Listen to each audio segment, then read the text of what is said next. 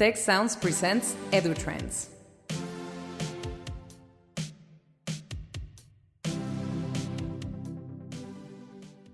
I'm in Washington, D.C. in the World Bank, and I am visiting Robert Hawkins.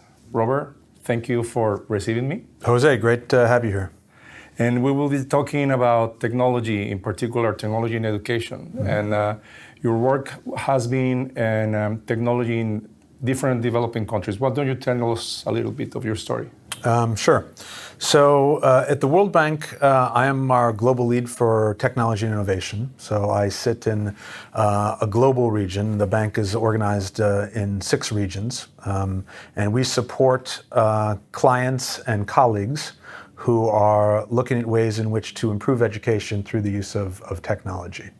And we have worked with countries in every region, from issues to improving connectivity, to affordable devices, to training teachers with technology, to developing relevant content and curriculum, to ways in which technology can change pedagogies, to the assessment system. So we look at the whole range of ways in which technology impacts the improvement of teaching and learning, with a focus on how students can learn better and teachers can teach better. Great. And through this journey, what have you learned?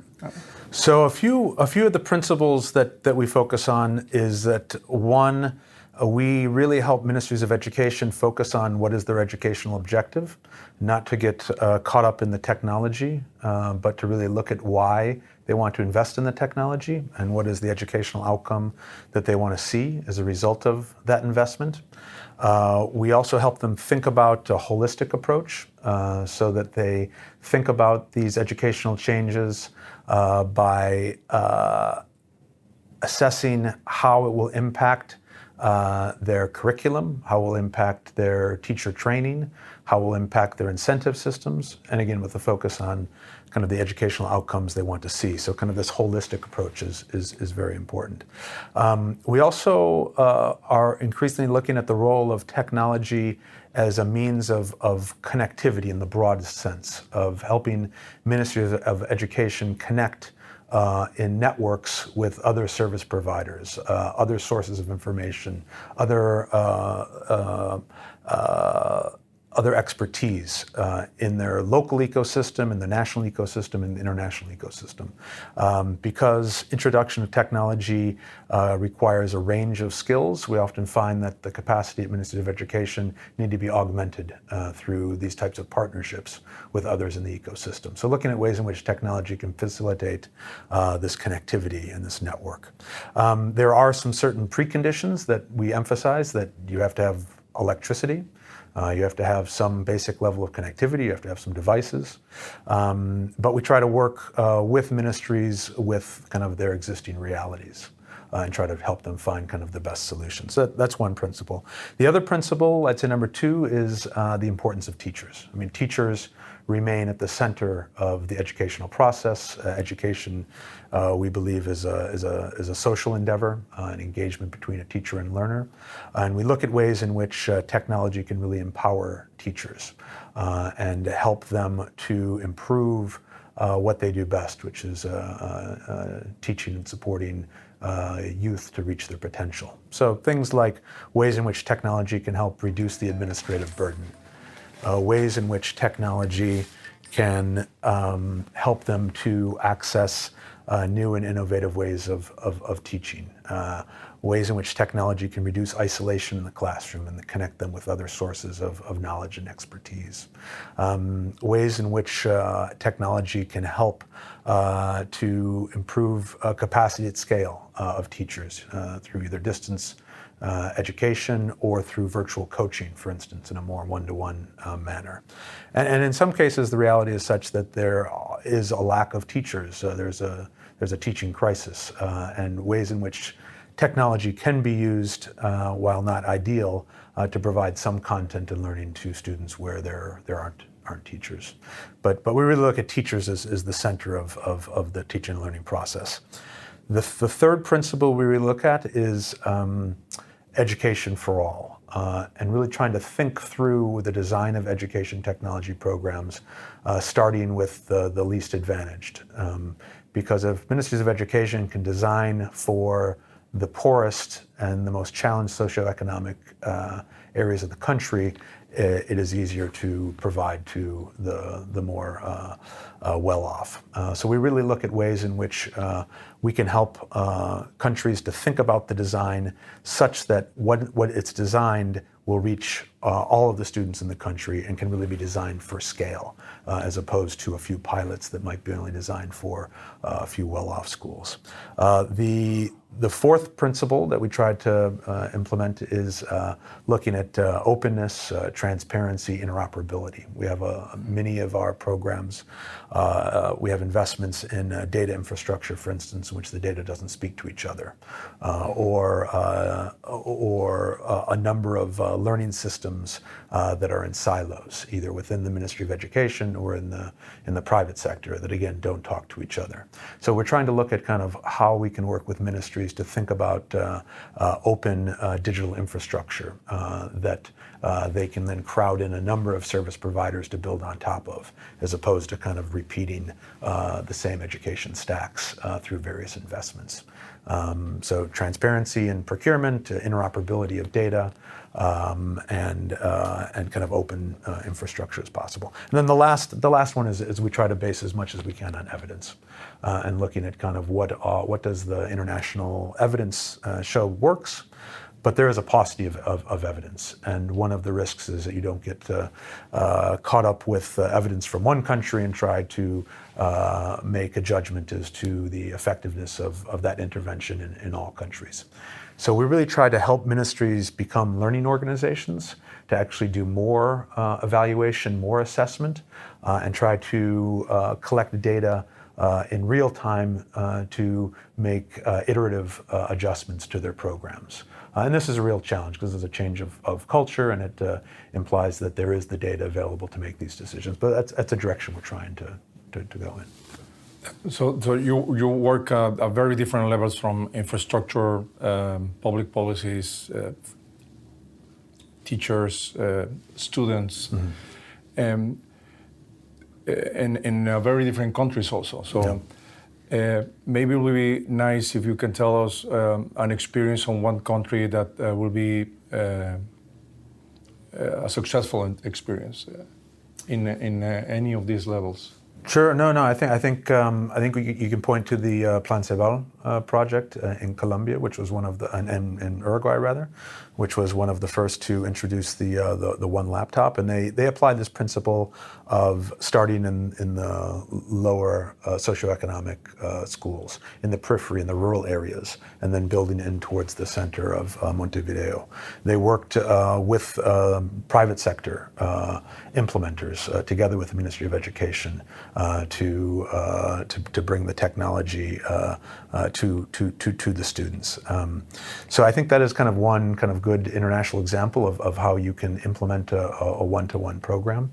There have been really interesting cases, interesting impact evaluation in India of the use of adaptive learning software. One of the big challenges we have in all of our countries is that students are in classes with knowledge at a lower grade level. So they might be in 7th grade math, but their math knowledge is a 4th grade math level.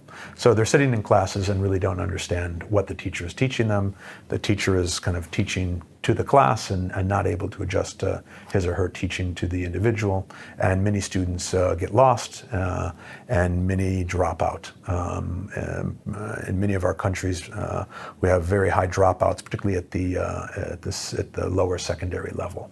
So we've done a few pilots in India, in the Dominican Republic, using adaptive learning software to see to what extent it can help students to get back up to grade level so that they're in class. Very positive impact evaluation in India and some positive results in the Dominican Republic. But again, all of these implementations really depend on the fidelity of the implementation, and it's difficult to draw kind of blanket conclusions. But it is promising to address that specific issue. We've also found kind of interesting evidence on virtual coaching in South Africa, being able to connect teachers with their peers in a virtual environment, in a virtual network, to support them in the classroom just in time with challenges they have with their pedagogy. We're working in India with a foundation called XStep, and they have developed an open source digital learning platform. We're working in Costa Rica and Peru, where they're looking at investments in educational platforms and portals, and looking at ways in which we can look at the experience of India, which is a kind of a microservices architecture, such that you have kind of an open base layer at the bottom of the stack for educational platforms, and then you're able to, in a modular fashion, procure and include various components, whether it's an assessment system or a content system or a specific kind of grade level learning management module, for instance. So this is kind of something that we're just starting now that I think will be very interesting to follow and see to what extent we're able to provide a much more flexible approach to learning infrastructure and the data that surrounds it. Is there something that you can share where you have learned from failure, from things that doesn't happen? No, absolutely. I think we've had a lot of failures. I think just dropping technology into a country and hoping that magic happens doesn't happen. You have to really have a holistic approach. You have to look at the impact the technology will have on the teachers, ensure that the teachers are well trained to use the technology, make sure that the curriculum is aligned with the technology, and as I mentioned at the beginning, make sure that the educational objectives are very clear.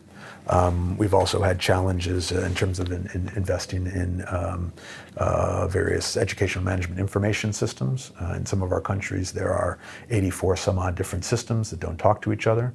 And this is kind of why this open digital infrastructure piece is an intriguing potential solution to that problem. And we've also had instances where, because the teachers weren't trained or there wasn't the incentives aligned, investments in the infrastructure have gone unused. Because the teachers haven't been trained, there's a kind of a fear of using the technology. Technology sits locked up in computer labs. So there's a lot of lessons that we've gone through and can learn from. Sure. I have heard this question before, and I'd like to ask you, as this is the area of your expertise. For instance, in Mexico, in some rural communities that have access to a teacher that is not necessarily the best teacher that you can have in terms of training. In those cases, what will be the parameters to decide if you invest in teacher training or in technology or both? Well, I mean, I think you have to do both. There's a project that's been rolled out in Africa called the Bridge Academies, and they have kind of scripted lesson plans, which is somewhat controversial. But by the same token, giving teachers kind of a playbook, particularly teachers that might not have deep content knowledge, in electronic format, and being able to kind of monitor their progress through a more scripted lesson, in some cases can be beneficial and can be a way to provide a little bit more comfort and support to a teacher who might be weak in a specific content area. I also think that the experiences around virtual coaching and creating this culture amongst teachers to be able to be open with kind of how they're teaching and be open to new ideas and not be kind of afraid of anybody looking in their closed classroom is another kind of example of ways in which to use technology to kind of support teachers where they might have some weaknesses. And when you were talking about adaptive learning, those systems are based on artificial intelligence. Yes.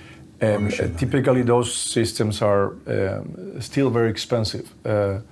What kind of findings you found you got in your pilot around the cost benefit of using those systems? Yeah, I mean, I think, one area in general of evaluation is the costs of all of these interventions, and it's difficult to determine kind of what is the comparator that you're measuring, because in many cases it's a different pedagogy, different methodology, and different benefits. And the good thing though about kind of digital content is the costs are always going down, and the biggest challenge is kind of the working through of the rule set or the algorithms that are in place from the various providers of adaptive learning software, such that you kind of understand kind of what are the parameters under which students are being assessed and measured and provided additional content. Specifically, I'd have to go back and kind of look at kind of what were the costs and what was the analysis in that specific project. But I think in the overall trend of costs coming down, of data being ubiquitous, is something that I think is an area of opportunity if ministries of education can think about policies to kind of open up infrastructure and allow for service providers to kind of more readily build solutions on top of a common infrastructure that might reduce some of these costs. But there's no system like an ERP for educational systems. No, that doesn't exist. No, there are. No, there are education management information systems. Is that what you refer to? At the Ministry of Education level. Yeah. Okay, I didn't know that. Yeah. But these systems are, as I said, in many cases not communicating with each other. In many cases are siloed in various departments. And one of the challenges, I think, is more political than technological and human in terms of having leadership of the ministry to encourage the various departments to share information and to collaborate across the ministry. Okay, it's more a question of boundaries or territories inside the ministry. It's usually a challenge of more the human factor than the technical. So the possibilities of going to open data, to crowdsource findings on those data, it's still very far?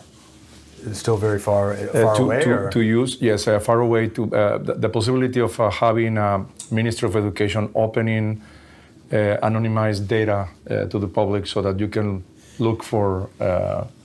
Yeah, no, I think we're moving in that direction. But yeah, it's still. I mean, the vast majority of our clients do not have the ability to provide clean, reliable data sets to the public. There are some cases in Paraguay where they have implemented open data, and they have opened some of their data, and researchers from universities have used that data to create various applications. And in India, with the example of the X-Step Foundation supporting states to develop a teacher platform, there is greater ability to track data and use of specific learning objects across the system. So I think we're getting there, but there's still a ways to go. Okay. I know there's no silver bullet for these kind of technology implementations in a developing country, but if you had the possibility of saying these are the three most important things that you have to take into account. Yeah, I mean, I would say the principles. I mean, one is make sure that you have clear your education objective. make sure that you have a clear understanding of a holistic approach and the ecosystem to support that approach, and make sure that you have a culture of learning and evidence gathering and data to be able to iterate rapidly and improve on your implementation. Okay. So your work is mainly on K-12? No. We also do some work at the university level. We're now starting a pilot with a number of universities in Colombia, for instance, looking at the challenge of development of relevant skills. So we're spending some time to identify kind of what are the 21st century socio-emotional skills that are of interest to universities, how you define these skills like creativity, problem solving, collaboration, teamwork, how you operationalize them and integrate them into a curriculum, how you assess them. And we're also looking at a program also in Colombia that is a conditional cash transfer program that is called Jóvenes en Acción. It's incentivizing students in lower socioeconomic classes to enroll in skill building programs, stay in those programs, graduate, and presumably develop some skills. And they transfer resources in the form of cash and other incentives to the students to do that.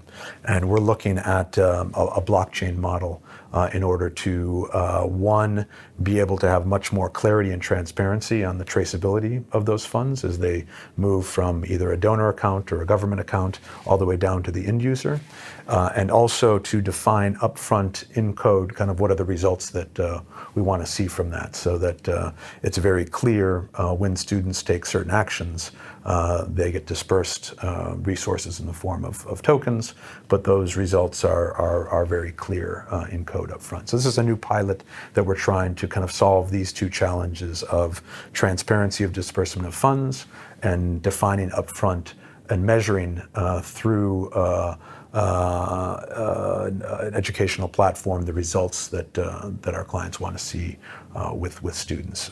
We in the World Bank, we have our education portfolio. I think it's 70 some odd % of our projects are results-based financing. So we disperse based on results as opposed to inputs.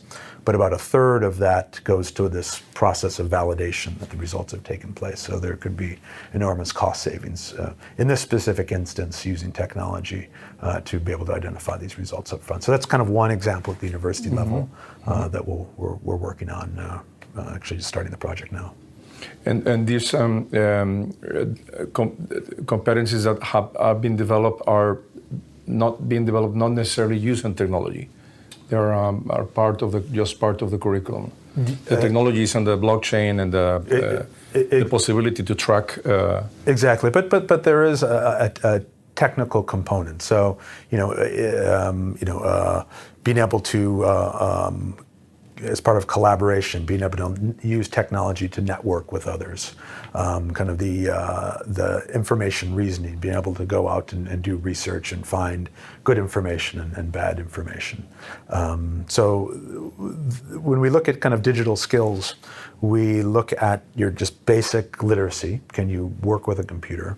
We look at some of the value added. Can you use technology to do marketing, for instance, some of the value-added services, which could be kind of entrepreneurial as well. Then there's kind of the harder core technical skills, the coding, the systems management. And then there's kind of a transversal use of these softer skills through the use of technology and how you might develop some of these skills. And actually, in a lot of our countries, this is an area where the private sector is looking at kind of how education systems can produce more of these types of these softer skills, these 21st century skills, and education systems are trying to think through, okay, well, how do I define these and how do I actually teach them? So. Yes, and there's a huge gap in where there's a McKinsey study where when you ask university people how they think that they prepared their how well prepared they are for the workplace in terms of these more horizontal skills. Yes. For the workplace. People that work in universities think that they are doing a good job, but when they ask the employers or even the alumni, It's almost the opposite, no? From 70% to 30%. So the difference is huge. Yes. So people are thinking that they're doing a good job. And in the future, we see that people will be changing faster from jobs. This will be also a product of technology, because technology can be automatizing some employments. So what will be the possibilities of using technology to help people to move forward and reinvent themselves? No, I mean, I think certainly technology will destroy jobs, but it'll also create jobs. So I think this is definitely a lesson, and probably part of the reason why companies are increasingly looking at the softer skills, which kind of allow students to kind of think more creatively, to reinvent themselves, to be more prepared for lifelong learning. And I think that there are some examples of kind of job matching, of being able to kind of identify skills that students have, and skills that the employers need, and do have technology play a role in kind of this marketplace of talent in a number of countries. I also think that there's probably going to be an expanded opportunity for non-formal education and for coding boot camps, for micro-credentials, where universities will probably have to be a little bit more flexible in the way they think about developing talent. Definitely.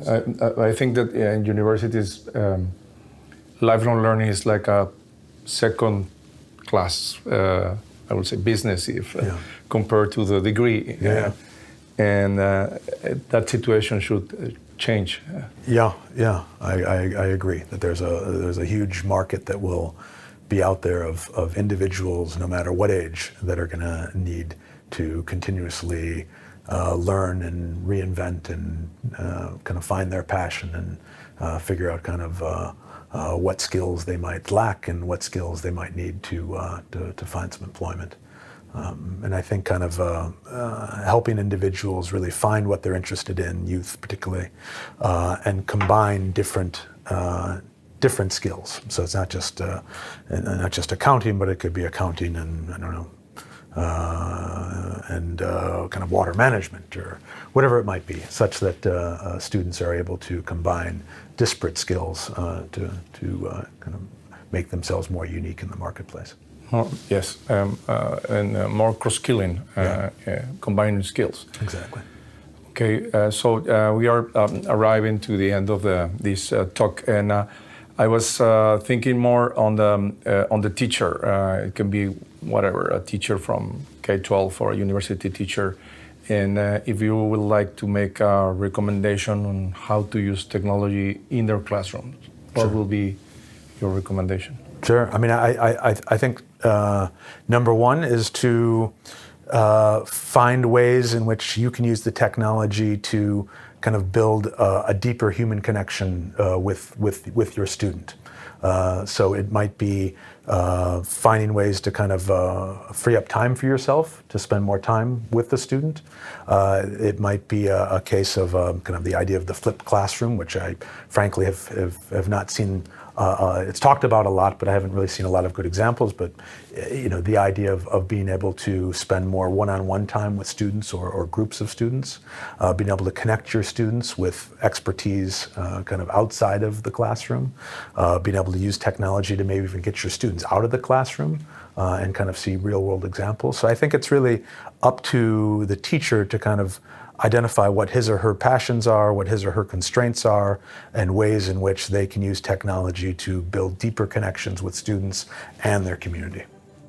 Well, thank you very much, Robert. No, thank you. It's been great. For more information, visit observatory.tech.mx/EduTrends podcast. Thanks to Tecnológico de Monterrey and the Tec Sounds team. Tec Sounds producer, Miguel Mejia.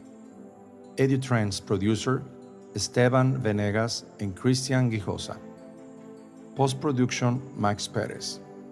Stay tuned for the next episode of EduTrends and visit Tec Sounds in your favorite podcast app for other great shows and content.